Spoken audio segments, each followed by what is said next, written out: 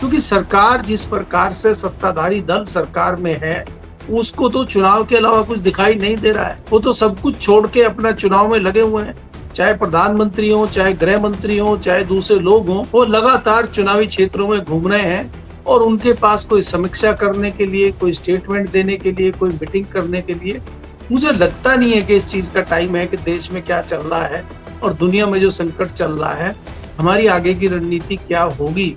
तो सरकार की जिस प्रकार से ये बेरुखी जनता के लिए है, ये बड़ी दुर्भाग्यपूर्ण स्थिति है, मुझे लगता है। नमस्कार दोस्तों, कैसे हैं आप लोग। उम्मीद है आप सभी अच्छे होंगे। बंगाल का चुनाव 5 राज्यों के चुनाव में सबसे ज्यादा लाइमलाइट में है। क्यों? एसआईआर की प्रक्रिया वहां चल रही है, सुप्रीम कोर्ट के फैसले दर फैसले आ रहे हैं। ममता बनर्जी जो कि मुख्यमंत्री हैं, सरकार की कमान वहां संभालती हैं, वो उनके आरोप अलग हैं। भारतीय जनता पार्टी जो विपक्ष की है, उसके आरोप अलग हैं। चुनाव आयोग अपनी जिम्मेदारी सही से नहीं निभा पा रहा है। ये बात सुप्रीम कोर्ट के जो जजेस हैं, महिला जज हैं, उन्होंने मंच पर खड़े होकर कह दिया। तो अपने आप में बहुत कुछ चल रहा है बंगाल के इर्द गिर्द। तो क्या बंगाल आने वाले समय में एक उदाहरण के तौर पर इतिहास के पन्नों में दर्ज किया जाएगा, जहां पर चुनाव इतना गहमा गहमी के साथ में हुआ कि हर किसी की पोल खुल रही है। करेंगे बात। केपी मलिक जी बृहस्पतिवार हमारे साथ जुड़े हैं। सर, बहुत बहुत स्वागत है आपका। धन्यवाद हिमांशु जी, आपका भी और आपके दर्शकों का भी। सर, एक तरफ तो हम देख रहे हैं दुनिया युद्ध में जो है पूरी तरीके से समर्पित नजर आ रही है। सबसे बड़ा राष्ट्र जो है अमेरिका, वो कहीं ना कहीं इस युद्ध के केंद्र में खड़ा है। और जिस तरह से अनियमितता का दौर चल रहा है, कब क्या हो जाए मिडिल ईस्ट में कहा नहीं जा सकता, और दुनिया प्रभावित है इससे। दूसरी तरफ हम भारत में देख रहे हैं एक अलग तरह का युद्ध चल रहा है, सियासी तौर पर युद्ध चल रहा है बंगाल के अंदर, कि कब क्या हो जाए पता ही नहीं। एसआईआर की प्रक्रिया भी चल रही है, सुप्रीम कोर्ट भी फैसले दिए जा रहा है, सरकार भी अपने तरीके से काम कर रही है वहां जो राज्य की है, और इसके अलावा चुनाव आयोग भी अपने तरीके से काम कर रहा है। एक मैनेजेबल तरीके से चुनाव हो जाए, इस प्रक्रिया में हम बढ़ते हुए आगे क्यों नजर नहीं आ पा रहे हैं? इतनी अनिश्चितता राज्य के अंदर क्यों है? जरा उसके बारे में मैं चाहता हूं कि आपकी क्या राय है, बताएं हमारे दर्शकों को, और थोड़ा विश्लेषण करें इस बात पर। देखिए हिमांशु जी, आपने जैसा कहा कि खाड़ी में जिस प्रकार से युद्ध चल रहा है और अमेरिका के जो राष्ट्रपति ट्रंप हैं, उनकी सनक कम होने का नाम नहीं ले रही है, जबकि स्थिति बहुत गंभीर है और ईरान किसी भी कीमत पे पीछे हटने को तैयार नहीं है। पिछले 24 घंटे में अगर हम देखें कि दोबारा से अल्टीमेटम ट्रंप ने दिया है, हालांकि पिछली बार से लगातार ट्रंप अल्टीमेटम देते रहे और ईरान की सेहत पे इसका कोई फर्क पड़ता हुआ नजर नहीं आ रहा है।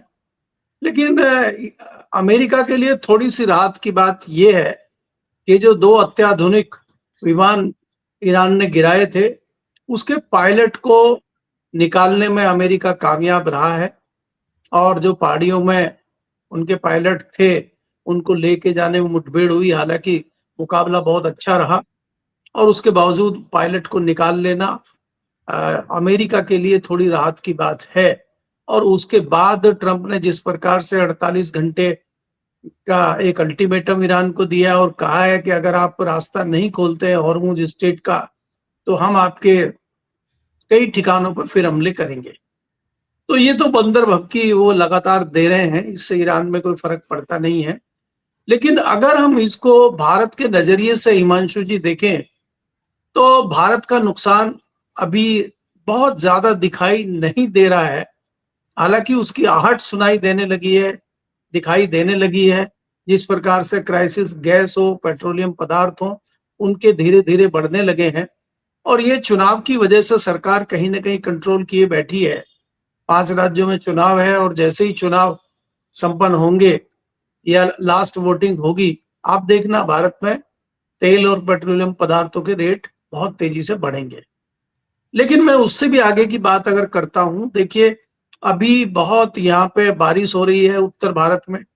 कई सारी फसलें बुरी तरह बर्बाद हो गई हैं, चाहे वो मुख्यतः गेहूं की फसल हो, चने की फसल हो, तिलहन की फसल हो। इन फसलों से, ये मुख्य फसल है हमारे खाने की, और ये काफी हद तक बर्बाद हो गई हैं।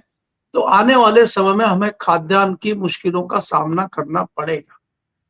दूसरी जो बड़ी प्रॉब्लम मैं देख रहा हूं, कि हॉर्मुज स्टेट से ही हम उर्वरक और खाद इंपोर्ट करते हैं, वहां से खाद आता है। युद्ध लगातार चल रहा है, अभी बंद होने की कोई स्थिति दिखाई दे नहीं रही है। तो ऐसे में क्या हम जो मुख्यतः यूरिया मंगाते हैं और दूसरी खाद हमारी आती है, फर्टिलाइजर आते हैं, जो अगली फसल की बुआई होने वाली है उसकी तैयारी के लिए हमें चाहिए। तो अगर फसलों की बुआई नहीं होगी और हमें खाद नहीं मिलेगा तो देश में खाद्यान्न संकट उत्पन्न हो जाएगा। क्या उसके लिए सरकार की कोई तैयारी है या सरकार उसको लेके कोई योजना बना रही है? क्योंकि सरकार जिस प्रकार से सत्ताधारी दल सरकार में है, उसको तो चुनाव के अलावा कुछ दिखाई नहीं दे रहा है। वो तो सब कुछ छोड़ के अपना चुनाव में लगे हुए हैं। चाहे प्रधानमंत्री हो, चाहे गृह मंत्री हो, चाहे दूसरे लोग हों, वो लगातार चुनावी क्षेत्रों में घूम रहे हैं और उनके पास कोई समीक्षा करने के लिए, कोई स्टेटमेंट देने के लिए, कोई मीटिंग करने के लिए मुझे लगता नहीं है कि इस चीज का टाइम है कि देश में क्या चल रहा है और दुनिया में जो संकट चल रहा है, हमारी आगे की रणनीति क्या होगी। तो सरकार की जिस प्रकार से ये बेरुखी जनता के लिए है, ये बड़ी दुर्भाग्यपूर्ण स्थिति है, मुझे लगता है। इसके बाद हिमांशु जी, अगर आप बात करते हैं जिस प्रकार से 5 राज्यों में चुनाव चल रहे हैं, लेकिन 5 राज्यों में सबका ध्यान जो 2 बड़े प्रदेश हैं उत्तर भारत के और नॉर्थ ईस्ट के, आसाम और वेस्ट बंगाल पे विशेष फोकस भारतीय जनता पार्टी का है। क्योंकि भारतीय जनता पार्टी के लिए मुश्किलात है, चाहे वो केरल हो, चाहे वो तमिलनाडु हो और चाहे वो पुडुचेरी हो, वहां पे उसको बहुत ज्यादा सफलता नहीं मिलती है। लेकिन उसका मेन फोकस वेस्ट बंगाल और आसाम पे है। आसाम पे वो किसी भी कीमत पे अपनी सरकार को रिपीट करना चाहती है और वेस्ट बंगाल में वो ममता बनर्जी से सत्ता को हासिल करना चाहती है, छीनना चाहती है और उसमें चुनाव आयोग ने सारी सीमाएं लांघ दी है। चुनाव आयोग कोई कोर कसर नहीं छोड़ रहा है। चुनाव आयोग का आप देखेंगे कि सर की प्रक्रिया अभी तक चल रही है। एसआईआर खत्म होने का नाम नहीं ले रहा है। चंद रोज रह गए हैं चुनाव के और उसके बाद एसआईआर की प्रक्रिया लगातार जारी है। अभी सुप्रीम कोर्ट की एक न्यायाधीश जो है, उन्होंने पटना में एक कार्यक्रम में कहा है कि चुनाव आयोग जिस प्रकार से काम कर रहा है, वो लगता है कि देश में एक व्यवस्था उस प्रकार की बन गई है कि प्रश्न चिन्ह चुनाव आयोग पर लग रहे हैं। जिस प्रकार से देश में अलग अलग संस्थाएं बनाई गई हैं और वो एक कंट्रोल और वो एक चेक लगाने के लिए है कि सब काम ठीक तरीके से हो रहा है कि नहीं हो रहा है, उसको चेक करना हमारा काम है। लेकिन वो सरकार की जिस प्रकार से कठपुतली बनी हुई है, एक हिसाब से उन्होंने उस पर सवाल उठा दिए चुनाव आयोग पे। तो किसी भी चीफ जस्टिस का, सॉरी, किसी भी सुप्रीम कोर्ट के मुख्य न्यायाधीश के साथ जो वो मुख्य न्यायाधीश के रास्ते में हो या आगे बढ़ रही हो, इतनी सीनियर जस्टिस हो, इस तरह का सवाल उठाना बड़े मायने रखता है।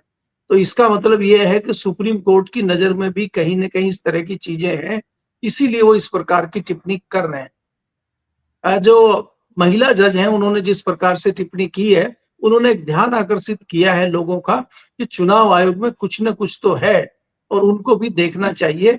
इस तरह की चर्चाएं देश में चल रही है। दूसरा, हिमांशु जी, आपने जो बात की थी वेस्ट बंगाल को लेके, दिल्ली में कल से ये चर्चा है कि भारतीय जनता पार्टी हो, चाहे चुनाव आयोग हो और चाहे सरकार हो, अगर और चाहे सुप्रीम कोर्ट हो, अगर ये प्रक्रिया एसआईआर की चलती रहती है और कोई रास्ता नहीं मिलता है, तो सुप्रीम कोर्ट में जो डेट आने वाली है, सुप्रीम कोर्ट उसमें ये भी निर्णय ले सकती है कि भाई ये प्रक्रिया पूरी नहीं हो रही है और जब तक ये प्रक्रिया पूरी नहीं हो जाती है तब तक वेस्ट बंगाल में चुनाव कराना वाजिब नहीं है, ठीक नहीं है, कानूनन तरीके से ठीक नहीं है। तो लिहाजा पहले एसआईआर की प्रक्रिया पूरी की जाए, उसके बाद चुनाव हो। तो इन परिस्थितियों में क्या होगा? तो जाहिर सी बात है कि इन परिस्थितियों में सीधा ये हो जाएगा कि कुछ दिन के लिए वेस्ट बंगाल में राष्ट्रपति शासन लगाया जाए और गवर्नर के हवाले जो है वेस्ट बंगाल को किया जाए। क्या इस तरह की रणनीति भी सत्ताधारी दल और बाकी लोगों की कोशिश है क्या? क्योंकि चुनाव आयोग जिस प्रकार से काम कर रहा है, अगर आप बारीकी से देखेंगे तो चुनाव आयोग कोई कोर कसर नहीं छोड़ रहा है। तो इसलिए इस तरह की भी चर्चाएं कल उत्तर प्रदेश, यहाँ सॉरी दिल्ली में थी, लुटियन जोन में भी थी और दिल्ली के राजनीतिक गलियारों में इस तरह की चर्चा है कि ऐसा भी कुछ हो सकता है। अब क्या हम्म होगा, कब होगा, ये तो समय ही बताएगा। जी। हम्म।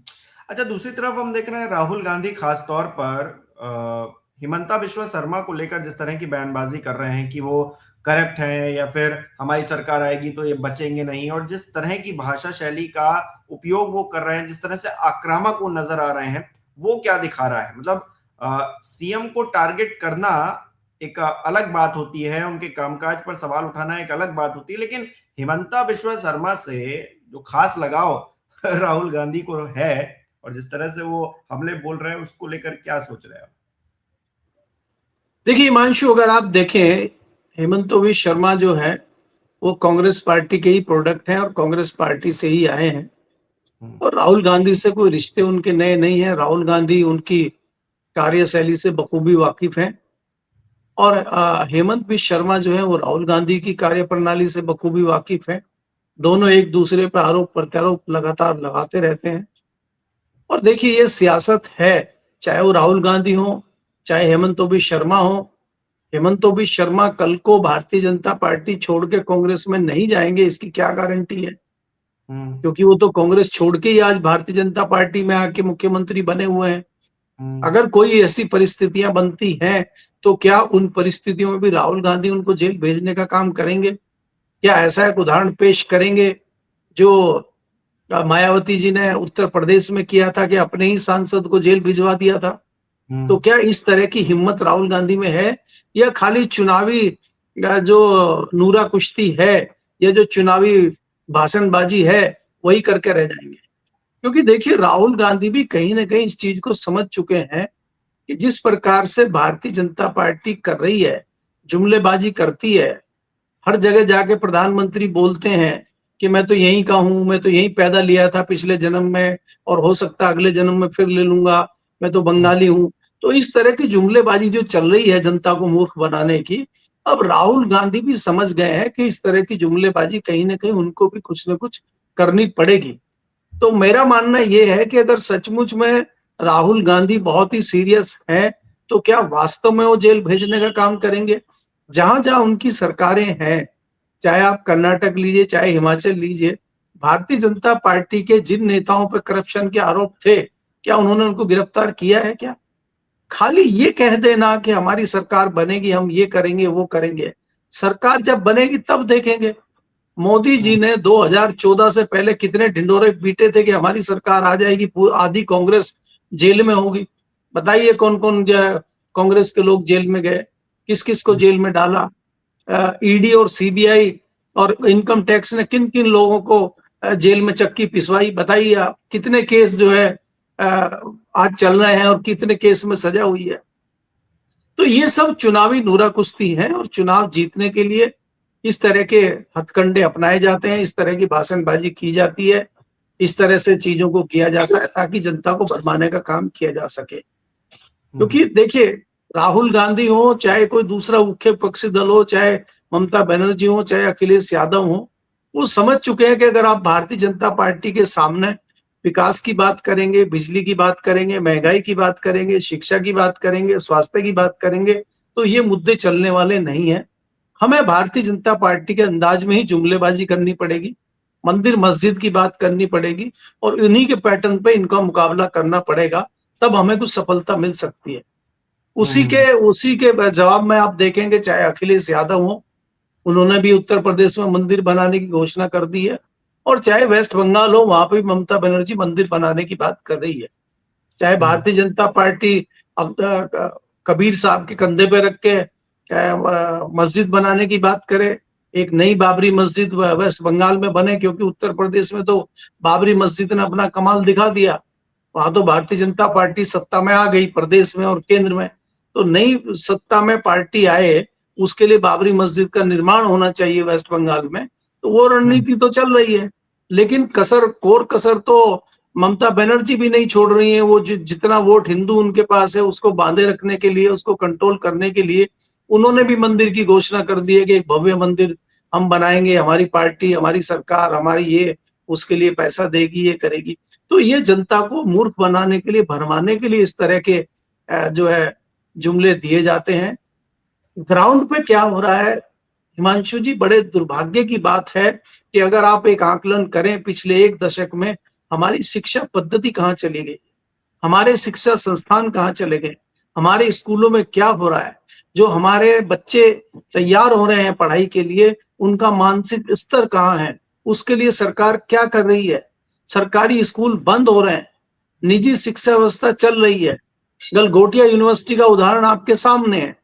तो बच्चे कर क्या रहे हैं? तो हम शिक्षा को किधर ले जा रहे हैं वास्तव में, जो मुद्दे हमें करने चाहिए। तो हम वास्तविक मुद्दों से भटक के खाली जुमलेबाजी कर रहे हैं, ये मैं निश्चित तौर पे कह सकता हूँ। जी। अच्छा, एक चीज और मैं देख रहा हूं, भागवत जी पूरी जो तस्वीर है उससे गायब नजर आ रहे हैं। भागवत जी कहाँ चले गए हैं? मतलब अचानक भागवत जी वो जो ज्ञान दिया करते थे कि हम दुनिया में ये वो सब कहाँ है? मतलब भागवत जी अचानक से पिक्चर से गायब क्यों? देखिए, अगर आप हिमांशु जी देखते हैं, आरएसएस और संघ की आप बात करते हैं, आरएसएस बैकफुट पे इसलिए है कि जिस प्रकार से Bharatiya Janata party international level पे घिरी हुई है, चाहे वो स्टीम फाइल हो, चाहे वो अभी जो खाड़ी युद्ध चल रहा है उसके मामले में हो, जिस प्रकार से हमारे रिश्ते रूस के साथ बहुत अच्छे थे और हमारी नई विदेश नीति आई, अमेरिका के साथ, चाइना के साथ, उसमें हमें सफलता नहीं मिली, उस मोर्चे पे हम पिट गए। इसके बाद हम देश के अंदर भी जिस प्रकार का माहौल बन गया, जो आरएसएस कहती थी कि हिंदू राष्ट्र बनेगा, ये बनेगा, कई लोग सवाल पूछ रहे हैं कि मुसलमानों का क्या नुकसान हुआ? पिछले 10 साल में मुसलमानों का क्या नुकसान भारतीय जनता पार्टी और संघ ने किया है, उसका आकलन लोग कर रहे हैं।